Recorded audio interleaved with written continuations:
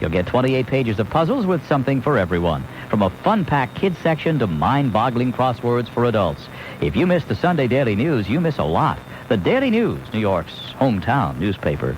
Now this, Mae West, the sassy starlet who invented sex appeal, said it best. It is better to be looked over than overlooked.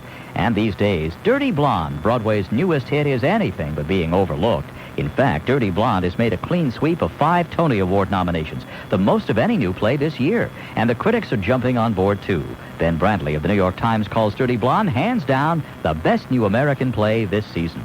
Dirty Blonde is the story of 2 romantically challenged New Yorkers who learn to accept themselves with the help of a full-bodied phenomenon named Mae West. Vinton O'Toole of the Daily News calls it a vividly original, genuinely funny, and surprisingly moving love story. Mae West used to say, too much of a good thing can be wonderful. With 5 Tony Award nominations, including Best Play, and overwhelming critical acclaim, Dirty Blonde is proving she was right all along. Dirty Blonde, directed by James Lapine. Come up and see it sometime at the Helen Hayes Theater. Call Telecharge 212-239-6200. 212-239-6200. WCBS News Time 7:28. Traffic and weather together on the 8s. In the traffic center now, here's Mike Kennedy. And to the Bell Parkway heading west, a slow ride from the airport up to Lefferts Boulevard. As we take you up to the westbound LIE, that's a slow go from the Van Wyck up to Queens Boulevard. And as we head on over to the west side of town, not a bad ride at the Lincoln and Holland Tunnel to get you through into the big town. It's the George Washington Bridge, and that's getting a lot better, too. This had been a problem for a while. It's starting to improve on the upper deck. About a 5 to 10 minute wait lower deck with a 5-minute delay. Now, as we take another look at the Lincoln Tunnel, that's starting to build now with a 10 to 15 minute wait on the 495 approach. As we take you south on the BQE, a slow ride from the Kosciuszko down to Atlantic Avenue. In northern New Jersey, Eastern Spur, New Jersey Turnpike with right lane construction through 15E. That's a weekend-long construction project. Northbound Eastern Spur, a slow ride from 15E up through 16E, so it's past that point. So we take a look at the parking rules for tomorrow. Sunday parking rules apply. Up north, Tappan Zee Bridge, good ride there. The speed restrictions still in place. Not too bad on the New York State Thruway or on the Palisades Parkway. And now the WCBS Weather Channel forecast. Cloudy skies for the remainder of this afternoon. No peaks of sunshine in our forecast. Unfortunately, it's going to remain dreary. We have seen the heaviest rain come to an end from east to west. Otherwise, just some occasional light showers and drizzle behind it. 52 to 57 for the remainder of this afternoon. 48 to 52 tonight with cloudy skies, drizzle, and fog. And during the day on your Sunday, we'll see mostly cloudy skies. Just a spotty light shower possible as we will see the heaviest rain out of the area. 58 to 62 for the afternoon high. From the Weather Channel, that's our meteorologist, Chris Vise. Right now in Midtown, it's cloudy, easterly breeze at 10, humidity 96% at 7:30 in the evening, 51 degrees. Any time of day, anywhere you are, WCBS is there with the news you need. Count on WCBS News Radio 88. Lazio makes it official. A nuclear agreement at the UN. More problems for United Airlines. The Israeli Prime Minister postpones his trip to Washington. In sports, Devils and Flyers scoreless in the first. Mets lead the Diamondbacks 8-4 in the ninth. In a rain-delayed game at Shea, the Yankees lose. Details still ahead. Good evening. I'm Mitch Levy on WCBS News Radio 88. WCBS News Time 7:31. Congressman Rick Lazio has made it official. Just 24 hours after Mayor Giuliani pulled out of the race, he is now the Republican candidate for the U.S. Senate. WCBS reporter Holly Hare was in West Islip for the big announcement. In his old high school gym, packed with supporters underneath a raised basketball hoop, Congressman Lazio made his big announcement. I am a candidate for the United States Senate. Already, they've made up Lazio for Senate T-shirts and Made in New York signs. It's to show contrast with Hillary Rodham Clinton. Lazio talked about his local roots. He says he'll work hard and campaign across the state against his well-known opponent. I'm no celebrity. In fact, you can just call me the underdog. Her people are bringing up the fact that Lazio often voted with Newt Gingrich in Congress. In West Islip, Holly Hare, WCBS News. Lazio has campaign stops throughout his native Long Island today. He has the backing of both Giuliani and Governor Pataki in his bid to defeat First Lady Hillary Rodham Clinton in the race for the Senate. But City Council Speaker Peter Vallone says Lazio's entry into the race won't change a thing. No question in my mind, Hillary's a better candidate and will make a great senator. Vallone says health care will be a major issue in the campaign. WCBS News Time 7:32. The 5 nuclear powers on the UN Security Council agreed today to eliminate their nuclear arsenals. It's part of a new disarmament agenda agreed to by 187 countries. The agreement by the signatories to the Nuclear Proliferation Treaty was reached after all-night deliberations and the intense pressure on Iraq and the United States to settle a dispute over Baghdad's nuclear compliance. WCBS News Time, 7:33. United Airlines canceled 13% of its flights today because of bad weather and bad relations with its pilots, some of whom are refusing to work overtime. That's more problems for those flying United's not-so-friendly skies these days. The carrier forced to cancel about 320 flights today. Violent weather throughout the Midwest and the East started the problems, plus some pilots won't work overtime because of a lack of progress in contract talks. An airline spokesman says United is expected to resume normal operating schedules as early as tomorrow. WCBS News Time, 7:33. It's cloudy in New York and 51 degrees. Israel's Prime Minister Ehud Barak has canceled his trip to the United States tomorrow. CBS News reporter Robert Berger in Jerusalem tells us why. Barak was due to meet with President Clinton next week to discuss peace talks with the Palestinians. But there's not much peace to talk about. There were more riots today in the West Bank and Gaza following fierce gun battles earlier this week between Israeli and Palestinian forces. There is no word on just when that trip will be rescheduled. WCBS News Time, 7:34. Then you have more choice. Plug it in, and anyone stepping up to it wishing to record a performance can do so from this very piano keyboard. If I were to play a piece of music for you with the recording mechanism on, it would record faithfully everything I played. I think that's a hint. When the music is played back, it isn't through speakers. The piano plays. Gee, my computer only does Lotus Notes. You can find an archive of our compositions at thirdage.com. Boot Camp. I'm Fred Fishkin for CBS News.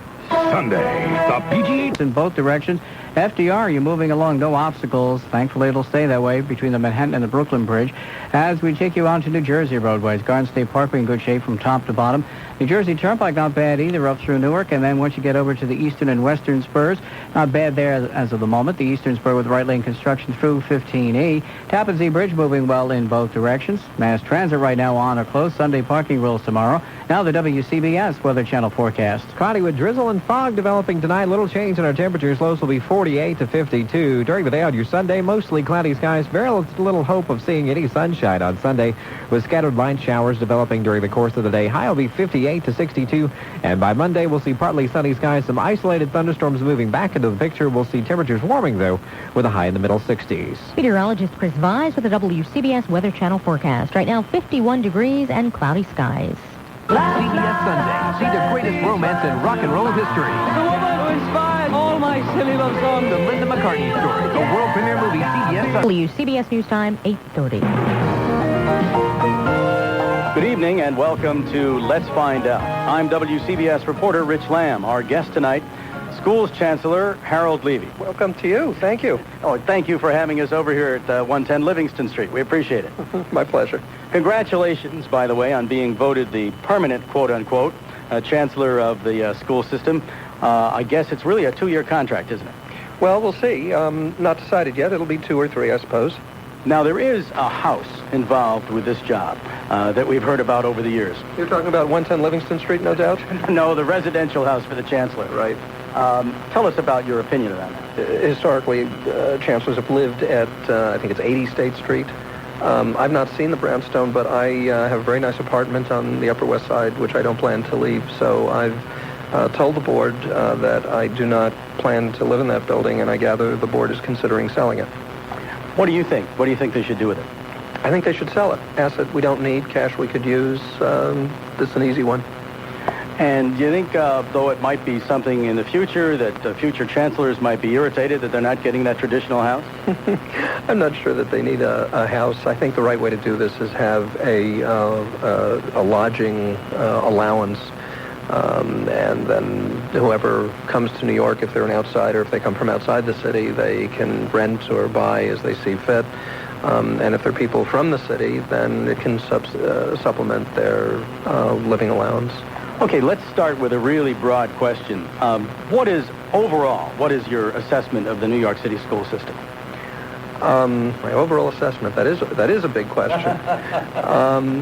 I think it's a system that has enormous potential. I think it's a system that on a daily basis performs very impressively, very well, and could perform at a much, much better level. We have in this system over 1,100 schools. And of those 1,100 schools, we have 97 that are so-called SIR schools. SIR school, as you know, Rich, is a school under registration review. In other words, where the state has said, this is such a crummy school, we're going to take your license away to run it. It's a failing school. At the same time, we also have some of the best schools in the country. We have Stuyvesant High School, Bronx High School of Science, where I graduated, LaGuardia, which used to be called Music and Art, Townsend Harris, which is not a limited admission school, and Midwood, which had more Intel Award winners than any school in the country. Those schools are, without doubt, the best schools, best high schools in the country. There's no one who's not going to say, Stuyvesant and Science and Brooklyn Tech and all these places are unbelievably good institutions. And yet we also have the SIR schools in the same system. So how is that possible? How is it possible? It does seem amazing. It's a system of both contradictions and extremes. We have kids who cannot read on grade year in, year out, and we have kids who happily go on to the Ivy League universities and win Nobel Prizes. So we do both.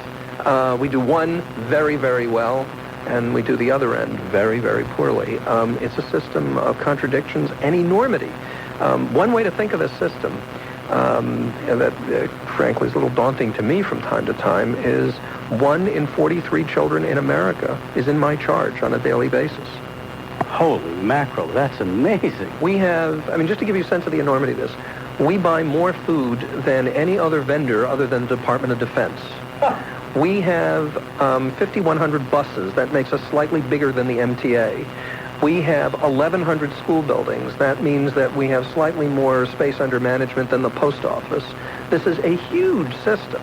1,100,000 children. If you add the K through 3, the pre-K kids, it comes close to 1,300,000 kids. That's just the kids. This system for quite a while was growing quicker than the size of the Buffalo school system in any given year. The rounding error in this system is bigger than Buffalo and Washington put together. Wow, it's just huge. That's amazing. So let me ask you this. You've spent many years in the private sector. You've seen the problems that plague the private sector. You've seen the solutions that some people have come up with in the private sector. How does this challenge in this school system, does this overmatch anything you've ever seen in the private sector? Is this a much bigger challenge than you've ever faced personally before in terms of what you do for a living? Well, it's certainly a very different kind of challenge. But look, the kind of things I've done is basically I've been a troubleshooter and I've managed litigation issues and I've managed a large organization. But when you've looked into the abyss and seen the kind of problems that you see in business with unfortunate frequency, the kind of things that go on in this system are not all that daunting. Certainly the complexity and the size is unbelievably enormous. And that makes it a challenge. But getting it up and running and getting it to a higher level of performance and having people invested in what's going on in the schools, those things I think are doable. So in that sense, unlike often in business where you have to confront the harsh reality of terminating a business, you can't terminate a school system. What you do is fix it, and that we can do. Okay, let me ask you about, in business there's competition, and there's all this talk out there about competition with the public system. There are advocates for the public system who say if vouchers, which is almost a poison word now, if vouchers are, in some circles, if vouchers come to be, the public school system will fall apart, the funding will dry up, and the great tradition of free public education in America will blow away, and the poor people will not have the opportunity. What's your view? Well, Rich, I've been very careful not to be drawn on issues like vouchers, and I want to tell you why. I think that the task in front of a chancellor of the New York City school system is sufficiently large if he focuses on the mundane things like reading and writing and arithmetic. If I get the kids to perform, to be able to get past the Regents exams, to be able to be of a sufficient level of ability and skillfulness, that they can get the diploma under the Regent standards, which I voted for, so I believe in them, I think I've done plenty. And on vouchers, I think I'm going to take a pass. I'm just not going to address the issue. And the reason I'm not going to address the issue is if I get drawn into vouchers or how should the Board of Education be organized or any of these issues, I'm not going to be able to get the system running as I need to. Those are interesting issues, and I probably should have views on them, but I don't. Or at least I'm not going to talk about them. I'm going to have the good grace to mind my own business and mind it well. But you may have looked at it and you may have thought about it maybe passingly or maybe even in depth, but you may have drawn a conclusion, but you've decided it would be not a good idea to talk about. It's that, and it's also something else. I think the big issue in education today, I mean, even the voucher advocates talk about it as being something on the margin that prompts the boards of education, the public school system, to rise to the challenge. I don't know whether it would do that. I'm a skeptic, but it's possible, and in some ways it works, in some ways it doesn't. I'm prepared to take a contoured look at it. But I'll tell you what I think really matters, and that is getting the work rules right. The union has all kinds of work rules here that inhibit our managing the system to its highest level. And that has to be addressed. If we don't get the work rules right, all this other stuff doesn't matter. Okay, you've hooked me. I want to know. Give me some specifics. There must be examples. You know, the anecdote is always the great thing when we talk in the news business. What specifically? Does something leap to your mind, a work rule? Let me give you one. Right now we have a rule that has been interpreted to say that a principal cannot collect lesson plans. That's often the position that that has been advocated by people within the union. And they claim that the contract says we cannot demand lesson plans. Now, I went back, I'm a lawyer, so you'll pardon me if I go read the document. The document actually says they may not be collected routinely, and the format cannot be prescribed.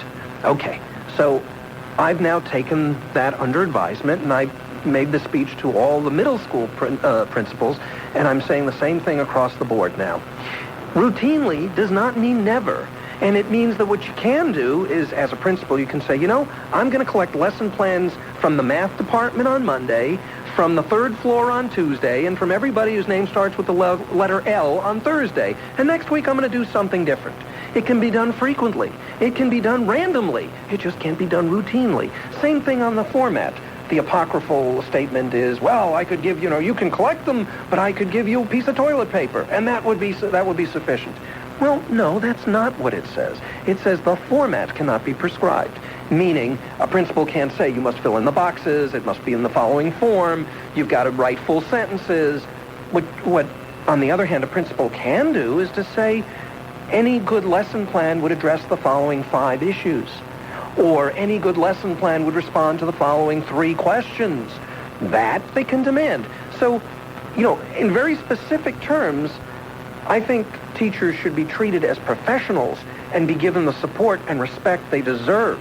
But on the other hand, I think a principal should have the right to manage. And if part of that is to look at lesson plans, say the lesson plans of a new teacher or somebody who doesn't have tenure yet, somebody who's freshly minted. From that person, they should be able to get the lesson plans routinely and be able to prescribe form. Under the current contract, they can't even do that. That's a specific. And there are lots more of them, and they're all on a level of detail like that isn't sexy and doesn't catch a headline, but if you change it, it changes the culture of the beast, and that's what we need to do. I was just going to ask you, what specific problems has that issue caused? Well, it inhibits an ability of a principal to manage his teachers, to understand who's good and who's weak, who thinks about their classes and who doesn't, who tries to plan and be subtle and be nimble and be creative, and who, in my lingo, is a slug and is simply going through the motions. You got to do both. You have to have a principal and department heads who think about what they're doing in a way that promotes people's best instincts and brings them up. A good manager elicits out of the subordinates an ability that they don't even know they have. It makes them achieve and perform and demonstrate at a much higher level than they're used to or they think the best they can do. Makes people blossom. And that's what I want principals to do. And this is a device that helps because it allows them on a mass basis to say, I've got 100 teachers, 150 teachers, be able to say very quickly, here are 3 or 4 I got to focus on. Or here are some young ones I got to be particularly concerned about them. Or here are some old ones who've fallen asleep at the switch. A lesson plan facilitates that. All right, let's re-identify the broadcast. You're listening to Let's Find Out on WCBS. I'm WCBS reporter Rich Lamb. Our guest, New York City Schools Chancellor Harold Levy. Now, Mr. Chancellor, you are the quote-unquote... buildings ought to be built. Okay, last Thursday you said after visiting Junior High School 52 you saw a water fountain there and that has been repaired over and over again and they've never fixed it. You used the quote, endemic of a systematic idiocy. Or what do you think? I think it was emblematic of a systematic idiocy, but there you have it. I think look, I went to my old junior high. Inwood, it's now called intermediate school. When I was there, it was Junior High School 52, Inwood Junior High. And I walked around the building, in part because I wanted to compare when I was there, and I wanted to say, look, I grew up in this system, I know this system, and I wanted to make a statement. And the school has lots that's really quite wonderful about it. It's so-called 21st century school. It was one of the early charter schools. It really is a wonderful place, and they're doing great things. This is the district where they're using computers and giving computers to a whole bunch of kids to take home as laptops. They get to take them home. Their parents pay like $10 a month. I mean, it's a wonderful, creative school in a lot of different ways. I went to the water fountain. I saw a sign that said only one water fountain works on a floor. And I said, what's that about? And I went to use a water fountain with a whole bunch of press looking around. And it turns out the old ones, the old porcelain water fountains, they work fine. The new ones, the shiny stainless steel that looks like it ought to be on a nuclear aircraft carrier, didn't work. Don't work. Never work. And I just, I lost it. I said, this is nuts. How can we, if you don't go after the little things, you're not going to be able to go after the big things. When people don't bother going after the little things, they're saying something about what their expectations are, what their hopes are, what their willingness to accept is. And that's where you have to draw the line before you get to the big problems. So that's why I got annoyed. I said, this is silly. Why can't the water fountains work? And, I have to tell you, when I got done there, I called the head of the schools, the Division of School Facilities, and I'll be very surprised if the water fountains don't work now. All right, the policy of social promotion, where are we? What's the graduation rate in the school system right now? What's your goal? Social promotion was a policy, allegedly is a policy that says we're going to graduate you whether or not, we're going to promote you from grade to grade, whether or not you can do the work. Obviously, to say it is to understand its silliness. What it did, well, the theory was sort of feel-good promotion. We don't want kids to feel bad about themselves, and so we're going to continue to promote them. In my judgment, that is a bad idea. The Board of Education agrees. Last year, the Board of Education ended social promotion. In fact, there's a more subtle line here that has to be understood. In 9th grade and in 10th grade, as we sit here today, 1/3 of the children are repeaters. So all that's happening by ending social promotion is taking that cohort, that cadre of repeaters, and sort of winnowing them out so they start in 3rd grade. Not so we get 1/3 of the 3rd graders repeating, hopefully, but rather that instead of just catching them in the bottleneck of the Regents exams and the high school credits, we catch them early when we still might be able to teach them how to read. And that's the goal. So the goal is a very good one. And ending social promotion is a very good idea. You asked the question, how many today? For some of the top stories coming up on WCBS News Radio 88. Relishing his New York roots, Long Island Congressman Rick Lazio officially enters the Senate race against Hillary Clinton. Minority leaders question Mayor Giuliani's sincerity over his vow to reach out to all New Yorkers. Archbishop-designate Edward Egan celebrates his first Mass at St. Patrick's Cathedral. The space shuttle Atlantis scheduled to dock with Mir just after midnight. NRA officials attack the Clinton administration's gun policies at its convention in North Carolina. And the WCBS News team bring you complete coverage of the news you need. Stay with WCBS New York, an Infinity broadcasting station. Mets win, Yanks lose. It's 9 o'clock.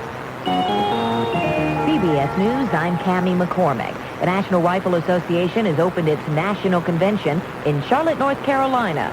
The promise to fight anti-gun candidates and starting at the top, John Repp is covering the meeting. The NRA is boosting its spending for the upcoming presidential elections. NRA Institute Executive Director James Baker says they're spending $15 million to fight what he says are Vice President Al Gore's attacks on the Second Amendment. And I think that sort of heightened scrutiny and heightened rhetoric surrounding this issue is driving contributions. And I don't think there's any question about it. It's also driving membership numbers. The group's membership has jumped to 3.6 million people. Their annual convention will finish up tomorrow. John Repp, CBS News, Charlotte. First Lady Hillary Rodham Clinton has a new opponent in the New York Senate race. With supporters packing the gym where he went to high school, Congressman Lazio announced his candidacy for Senate. He started right away with the message that he's a native New Yorker, a moderate Republican. He says Hillary Clinton is a liberal outsider. She is no more a new Democrat than a New Yorker. Lazio says he'll work hard throughout the state to get people to know him, and that he's not a celebrity, he's an underdog. But here in New York, we love underdogs. Supporters say once the rest of the state meets Lazio, they'll vote for him too. Holly Hare, CBS News, West Islip, New York. If President Clinton could run for a third term, would he? The majority of respondents to a CBS News New York Times poll say they wouldn't vote for him. CBS News Director of Surveys, Kathleen Frankovic. Only 39% of the public say they'd consider voting for him if he could run again. However, most people do think that Bill Clinton likes politics. Two-thirds think that if he could do it, he would run for a third term. For the 23rd consecutive year, there will be no Triple Crown winner. CBS Sports reporter Ed Ingalls was covering today's 125th Preakness. A well-rested and well-trained Red Bullet, the second betting choice, ran away from 1-5 favorite Fusaichi Pegasus. Bullet's rider, Jerry Bailey. And he didn't beat me to the corner pole. I thought I had a pretty good chance. Red Bullet being the Kentucky Derby winner by 3 3/4 lengths. The Pimlico track, softened by rain, was rated good, but not good enough for Fusaichi and his trainer, Neil Drysdale. He's a very talented horse. But, Ed Ingalls for CBS News, Pimlico Racetrack. Is your privacy protected on the Internet? Federal Trade Commission's found that only 20% of Internet websites had adequate privacy policies. Evan Hendricks of the Privacy Times newsletter. Government's reportedly looking into imposing privacy rules on Internet businesses. This is CBS News. Listen. Do you hear that? It's called dead air, a blank space, nothing. It's to prove a point about Census 2000. See, when you don't fill out your census form, this is what you'll probably get. Nothing. The census comes but once every 10 years. It's just a few questions, but they count for so much. Your answers on the census help determine how communities will share billions of dollars in public funds each year. Money that's needed for schools, playgrounds, health care centers, and daycare. If you haven't filled out your census form, a community census representative will be stopping by. Please check for the official census ID and welcome them, because you don't want your community to end up with this. Census 2000. This is your future. Don't leave it blank. Paid for by Census 2000. Today is the anniversary of the closing of a portion of Pennsylvania Avenue for security reasons. There's still no decision now on what to do with it. CBS News correspondent Peter Mayer. Little has changed in the years since the street here in front of 1600 Pennsylvania Avenue was closed to traffic 5 years ago. But this is still a long, bare stretch of asphalt. It looks like a landing strip. Park Service improvement plans have been tied up by members of Congress unhappy with the closure. But the Secret Service still strongly opposes allowing any traffic this close to the White House. Decisions on this very famous setting will likely await the next president and the next Congress. Peter Mayer, CBS News, outside the White House. They're ghost planes, and they're popping up on radar screens at Chicago's O'Hare. The Chicago Sun-Times says false radar images have forced some pilots to change course or unnerving air traffic controllers. It isn't clear what the problem is. I'm Cammie McCormick, CBS News. Rick takes on Hillary. Ponder the Senate race.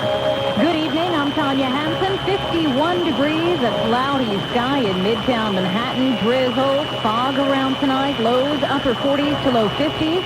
Tomorrow, another cloudy day with spotty light showers. Highs only low 60s. WCBS News Time, 9:05. Long Island Congressman Rick Lazio is proudly wearing the moniker underdog in the race against Hillary Clinton. WCBS reporter Holly Hare says he made his Senate candidacy formal this afternoon in his hometown. With New York, New York blaring from loudspeakers in the high school gym and a crowd of supporters chanting, "Let's go Lazio," Congressman Lazio made his big announcement that he is running for Senate. Lazio says he's the real New Yorker and maybe the underdog, but he says New Yorkers like underdogs. And when we win, New York wins. Referring to Hillary Clinton, he said his opponent is a liberal who likes big government and an outsider. The Democratic Committee had a person here handing out papers on her positions and saying that Lazio often voted with former House Speaker Newt Gingrich.